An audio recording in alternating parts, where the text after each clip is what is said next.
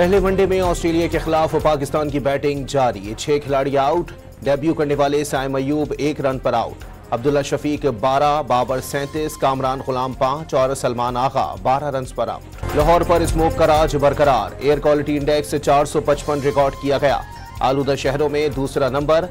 Primary schools आज से 9 नवंबर तक बंद। जुम्मा और इतवार की रात बड़ी गाड़ियों के दाखिले पर पाबंदी आई। कौमी असेंबली में आज अहम कानून साजी होगी। Supreme Court Practice and Procedure तरमीमी ऑर्डिनेंस मंजूरी के लिए आज ऐवान में पेश किया जाएगा। सेनेट का इजलास शाम 6 बजे होगा। वजीर आजम की जेर सदारत वफाकी काबीना का अहम इजलास आज दोपहर 2:30 बजे होगा।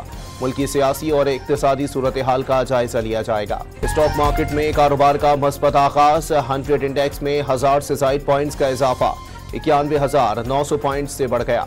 स्टेट बैंक आज मॉनेटरी पॉलिसी का ऐलान करेगा। शरह सूद में 2 से 3% कमी का इम्कान। इस्लामाबाद हाई कोर्ट ने पीटीआई वकील इंतजार पंजोता की बाजियाबी की दरखास्त निपटा दी।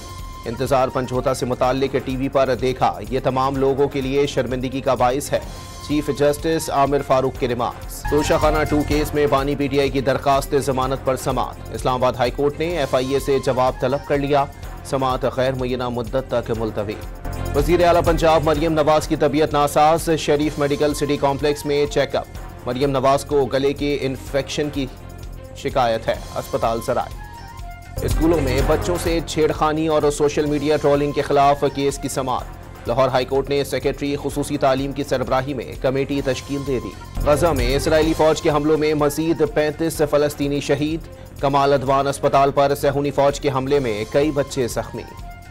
लबनानी सरहद के करीब नेतन्याहू की आमद से कुछ देर कबल ड्रोन हमला। नेतन्याहू के मेटोला पहुंचने से 20 मिनट कबल ड्रोन फट गया। हमले के बाद नेतन्याहू ने दौरा मनसूख कर दिया। और अमरीकी सदारती इलेक्शन में सिर्फ 1 दिन बाकी रह गया।